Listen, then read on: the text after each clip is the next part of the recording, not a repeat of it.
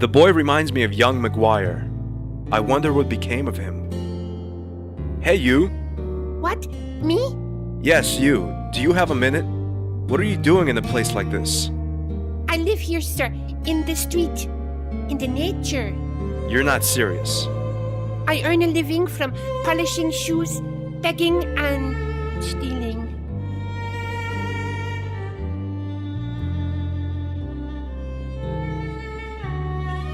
A man of about 60 is examining the well. Interesting. Hi, my name is George. Ah! Oh, pardon me. You made me jump a little. Bom dia. My name is Professor Arruda. What are you doing with the well? This isn't a well. It's an antique cistern. Cistern? What's that? Holy mother. It's an underground container for rainwater. And what is it that you're doing with this cistern? I'm examining it. I can see that, but why? I'm an archaeologist, and I'm about to make a really important discovery. What discovery is that? Are you interested in history? About a year ago, I would have asked myself the same question until this thing with the Templars happened. Oh, you do seem interested in history. Do you have some time? I can tell you the whole story. Sure. Well, as you might have heard, Portugal was a paradise for the Templars. Besides France, it was the first European country in which the order established itself after its foundation in Jerusalem in 1119. In 1128, Queen Teresa presented Castle Surrey to the order as a gift. It lay near the Crescent Front. Crescent Front? You mean the front line with the Arabs? The Moors, correct. In 1147, Teresa's son and heir Alfonso, a Templar, conquered the Arab stronghold Lisbona with the help of his fellow knights. Today, Lisbona is called Lisbon. Alfonso declared Portugal's independence and became its first king. In return for the Templars' help, he gave them a stretch of land in the heart of the country, where the Templars built this castle. At the time, the Order's Grand Master was a man named Gualdim Pace, sometimes known as Galdinus. Tomar became the Templars' military headquarters, so to speak. What happened then? In 1291, the last Christian bastions in the Holy Land fell, and the Europeans blamed the Templars. Trouble was at hand for the Order. And then a French spy called Esquieu heard about the Templars' satanic practices from a disgraced ex-Templar and reported this news to the French king. Philip IV? You know of him? A little, but go on. Well, at the time, the accusations revolved around a mysterious graven image called Baphomet. Are you sure you don't want to tell the rest yourself? You can skip the bit about the Baphomet part. I'm kind of familiar with that. Are you also aware that the original idol is believed to be here in Tomar? That's a new one on me. I got the information from the transcripts made by the Inquisition. The idol itself was never found, but there is still an image of Baphomet within the castle. It is engraved on one of the bricks in the kitchen wall. If it were to be removed, it is said the ceiling and with it the whole building would collapse. My mission here might be a little harder than I first expected. Back to the Templars. Well, on Friday the 13th of October 1307, Philip IV had all known Templars in France arrested. Even in Spain, where the Templars had eliminated the Arab threat, people turned against the order because they no longer needed the Knights' protection. In 1308, the Spanish Templars escaped across the Tajo to Portugal and occupied the stronghold Almurol. All their treasures they took with them, and it is assumed that they were later brought here to Tomar. But what made the Templars think they were safe in Portugal? The Portuguese king Dinis hadn't forgotten what the Templars had done for his country and was still grateful. He granted them sanctuary. In fact, it was Dinis who re-established the order under another name with the elder João Lorenzo. They lived here as the Order of Christ, and even kept their trademark, the Red Cross. Can you tell me something? Sure. What role does Prince Zihang have in this? I have evidence that the Templars were somehow connected to the Chinese nobility. That's true. Jacques de Molay asked Prince Dorima Cha II for 100,000 soldiers. And if he had got them, they might have changed the course of the battle, though it would still have been very close and probably bloody. He didn't get them? No, the prince doubted Molay's loyalty, and after the negotiations, he dropped the Grand Master like a hot potato. De Molay swore revenge, but it all came out differently. I assume today's Templars want to take revenge on the Chinese nobility for the treason. For treason, they feel it was. Only nobody knows exactly where the core of the old nobility is now. But what about the cistern? A cistern? Ah yes, the cistern. I will come to that. This cistern is far too refined to have served as a mere water butt. I believe the Templars hid something extremely important here. Wait, did he say extremely important? Maybe he's talking about the seal I'm looking for. Tell me more. Do you have any idea what it could be that they hid here? Who knows? Maybe the Templar seal that was lost when the Order was destroyed. Maybe the fifth Gospel, which Christ is said to have written himself, and was believed to have been in the Templars' possession, as with the Holy Grail. The seal! The return of the Templars! Right. The time of reincarnation, the hour of revenge, the dawn of a new empire. And a single seal is supposed to do that? How could the Templars have done that, Professor? The question should be, how can they do that? Can do... Yes, George, can do. After the Templars' extermination, the seal vanished. Philip the Fair had hundreds of soldiers search for it. It was the iconic symbol of the Order. He knew what power the seal possessed, and according to the legend, still does. What power? You weren't listening, George. The power of return. Are you telling me this seal has magical powers? Don't be stupid, George. The seal itself does not.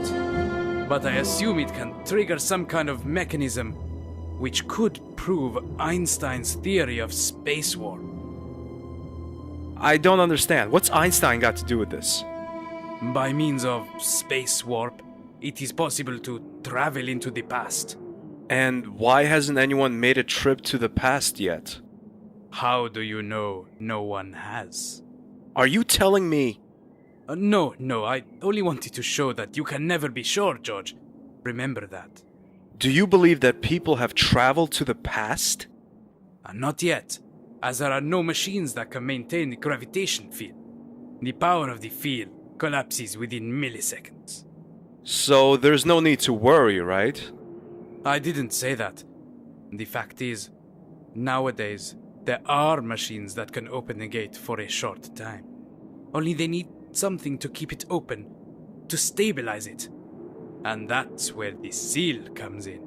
How can such a tiny seal stabilize a gravitation field of this size? It's the belief of people, George. Millions of people have died for their belief in this emblem. It has developed a force stronger than the gravitational field, and thus the seal can maintain the gate. That's the mystic part of the story. So the Templars need the seal to stabilize a gravitational field and to travel into the past. But where's the sense in that? Why time of return? Listen, the gravitational field enables time travel, but only for a fixed span of time. 700 years. The penny hasn't dropped there. Think about it, George. What 700th anniversary do we have in 3 days? The Battle of Paris! Exactly, the Battle of Paris. 10th October 1303. Thousands of Templars died before the city gates in an attempt to kill the French king and seize power of France. As France was the military force in Europe at the time, it is hard to imagine what today's Europe would look like if the Templars had won the battle. What now? We must stop them. The Neo-Templars will try to get hold of this seal and use it to travel back 700 years, one day before the Battle of Paris.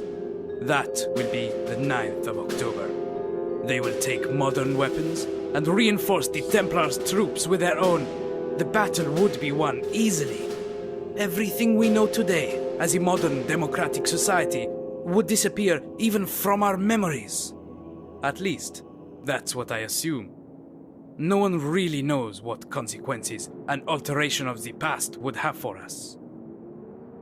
Why is it Return of the Templars then? Now you can't interpret that literally. What they mean is the symbolic return. The Templars' culture would return to the present by this alteration, unless we stop them. What if the seal isn't down there? Then may God help us. So what are we waiting for? Let's climb in, get that thing up here, and save the world! I don't think so. The Portuguese Ministry of Cultural Affairs has forbidden any excavations on this site.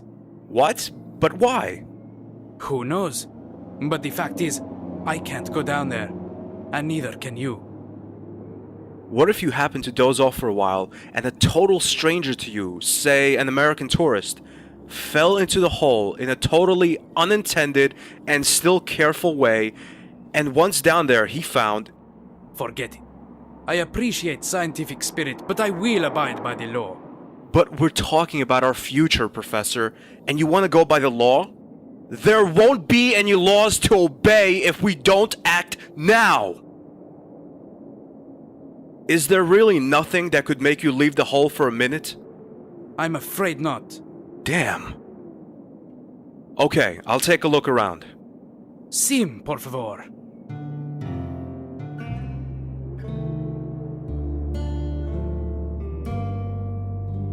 Could you do me a favor? Do you see that professor over there? He won't let me work at the well. Could you distract him for a minute? What do I get for it? Let me think. You know I never managed to steal anything from the souvenir seller. He always seems distracted when he is reading his newspaper. But he cuts holes in it and looks through them and notices everyone who comes near. I swear to you, sir, once I tried to take a box of Berg chocolate sweetmeats, but he got me and spanked my arse. Since then, he has chased me away whenever I have come near the shop. And I think he has a reason to. Stealing isn't the right way to make a living. But I didn't have money, and I have never eaten chocolate in my life. I can understand that. A childhood without chocolate. That's unimaginable. Will you help me if I get you the chocolate? Sure. I'd be happy to, sir.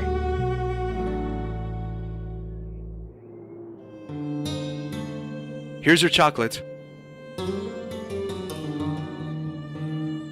Give it to me. Who did you want me to distract? The man at the well. Okay. I will steal his bag. I'm good at that. Great. The boy has stolen the man's bag and the man has run after him. Now the well's unguarded.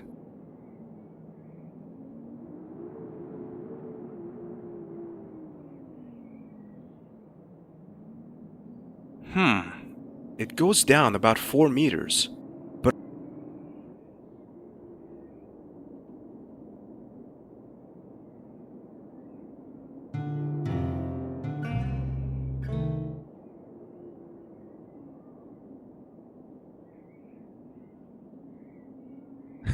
Wow, what am I supposed to say?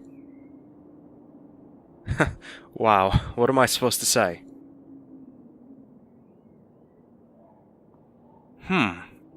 Looks like something's hidden underneath it. Looks like something's hidden underneath it.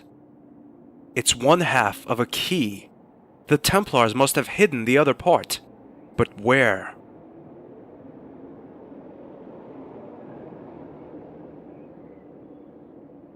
That's 1/2 of a key.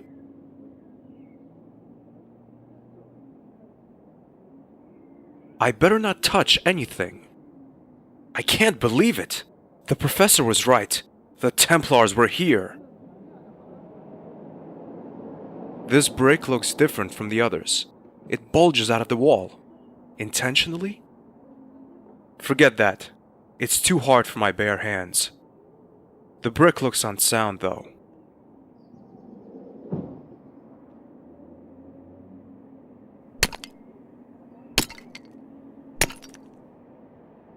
Having finished off the brick with the screwdriver, the second half of the key is revealed. George Stobart, tracing the Templars again. That's one half of a key. It doesn't work. These parts don't hold together. Yes, that's it! Wow, what am I supposed to say? Close up, I can see the slit is a keyhole.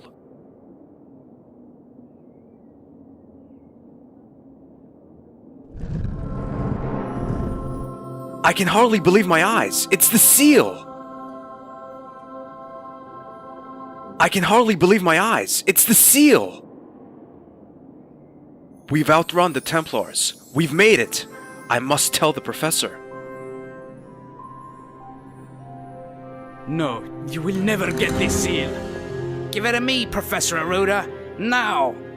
Even though you betrayed the Order by your sudden disappearance, we will reward you. Never! George, run! Monsieur Stobart, good to see you back again. The feeling isn't mutual, to be honest. You have something that belongs to us.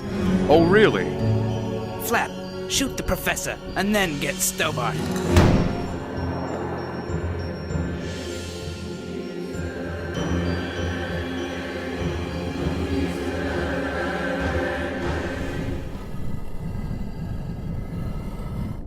A long flight of stairs. I guess it leads outside, to safety.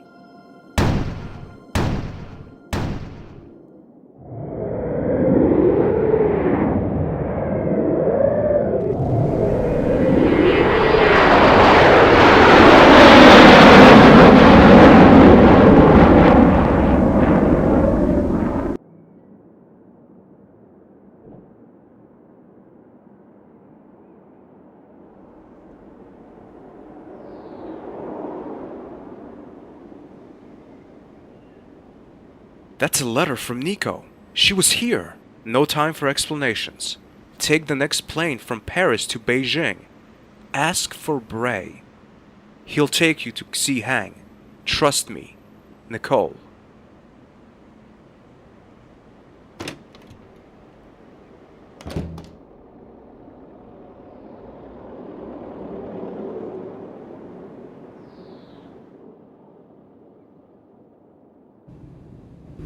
Good evening, ladies and gentlemen. My name is Jacques Beaumelu, and I'm your captain for this flight.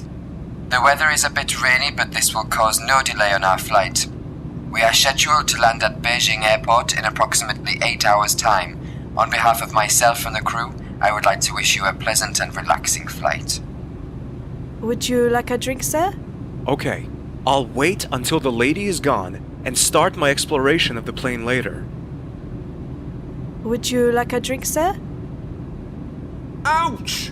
What have you done? You poured coffee all over me. Idiotic staff. And I'm even paying for this. Oh, I'm sorry. How stupid of me. Please let me clean this up.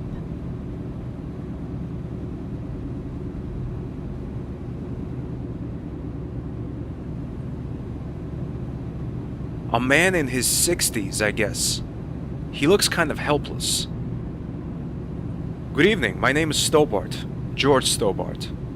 Oh, my name is Braun. Sigmund Braun. Are you the captain? Not really. Just a passenger like you, I guess. If I were the captain, you could probably tell from my uniform. Oh, please pardon me. I lost my glasses at the airport, and I have to admit that without them, I'm rather blind. I'm lucky I got on the right plane. I can hardly believe my eyes. It's the seal!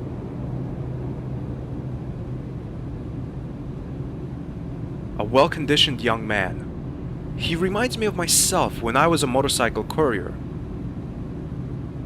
Good evening. My name is George Stobart. Oh, hello. I'm Amanda. How are you, George? Fine, thanks. Would you mind if I talk to you for a while?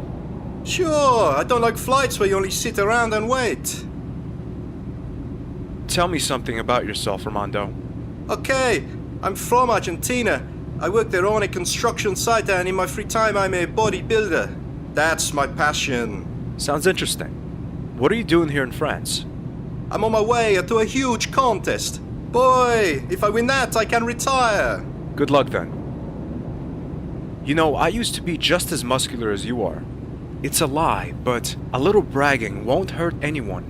Really? Well, not much left of it.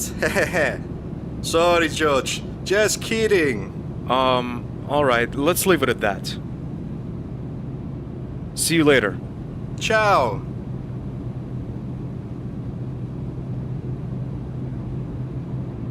How patriotic. I never liked that kind of stuff. A can of Coke is standing on the beverage trolley. A can of Coke is standing on the beverage trolley. The Coke can from the trolley. Tastes best when cool. I think a little refreshment won't hurt. Great. I'm obviously too stupid to open a Coke can. Now I have an unopened Coke can and a useless piece of metal. Maybe there's another can in the trolley. Wow, what am I supposed to say?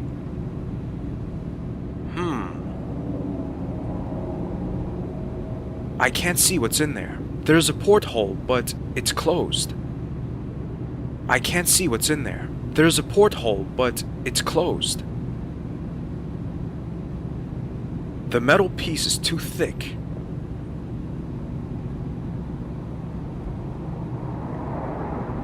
Hey, Armando. Ah, hello, George. See you later. Ciao.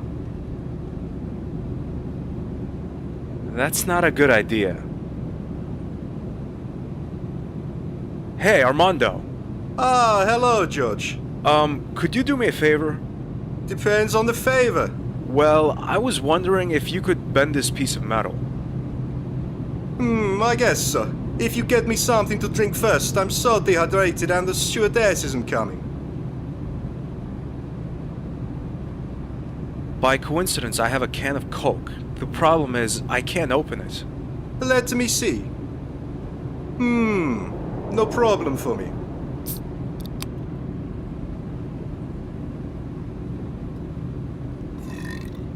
Wow, you're really strong. Now I just need something to eat. I'm working on it, but can you do me my favor first? Well, then give me a piece of your metal. I've given you that already. Oh no, don't tell me you... Here it is. I seem to have sat on it. Here you go. Smells a bit like Argentine breakfast, but I'm sure you don't mind. Wow, it's already bent. Bent perfectly even. This guy seems to have well-trained buttocks.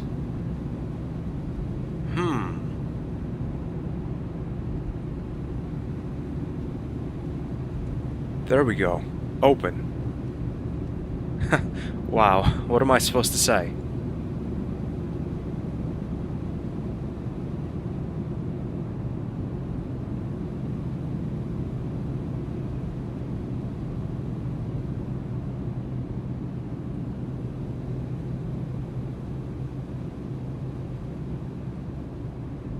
Hello. Are you enjoying the flight? Oh, who are you? I lost my glasses in the airport. I'm your steward on this flight. Is there anything you need? Would you like a drink, maybe? No, thank you. What do you have? Just name it. Oh, some fruit juice will do for the moment. Sure thing.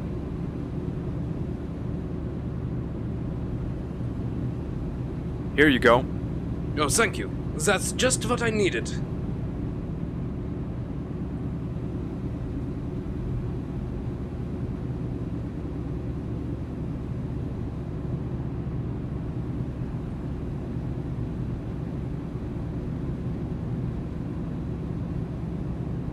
Would you like another drink, sir? Oh, yes. Can I have another fruit juice, please?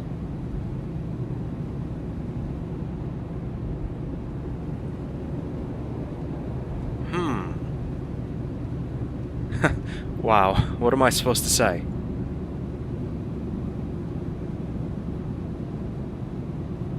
Here you go. Thank you.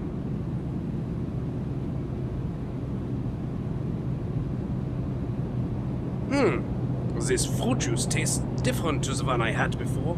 It's almost a little hot in the throat. I can tell at once, this guy is used to this sort of alcohol level. That rum would have reduced a normal man to tears. Oh, yes, that's a different flavor. Do you like it?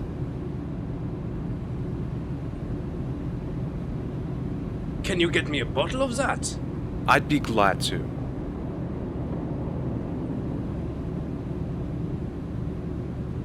Your fruit juice, sir. Thanks.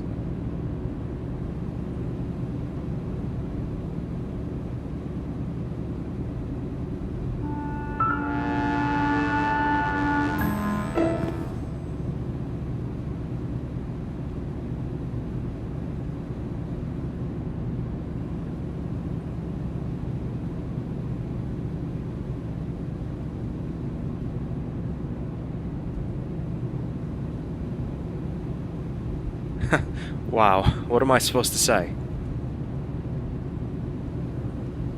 Is this the first time you've traveled by air? No, unfortunately I've flown many times. Why unfortunately? Flying is fun, isn't it? That's what you think. But you have no idea what goes on behind the scenes in flight companies. It doesn't bear thinking about.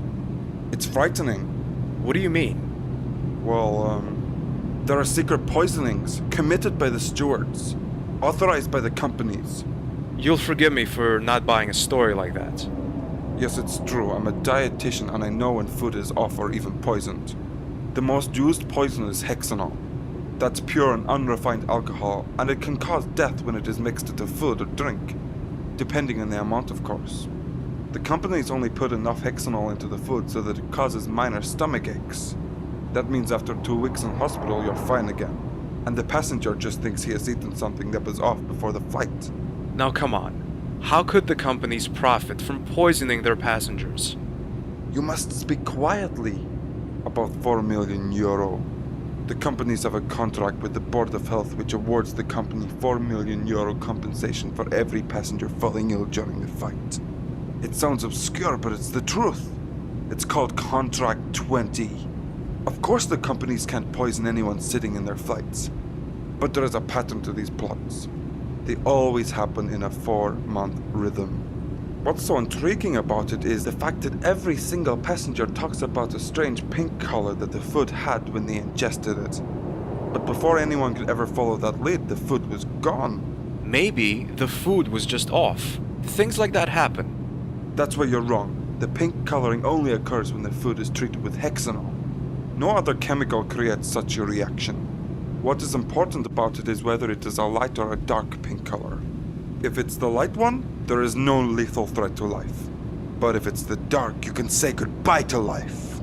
Do you see behind that curtain? The stewardess is putting a little red file into the cupboard. That's it! She's only waiting for the order to use it. And when it comes, bang! It still sounds a bit unlikely. The stewardess might be doing any number of things. Just be alert. You have been warned.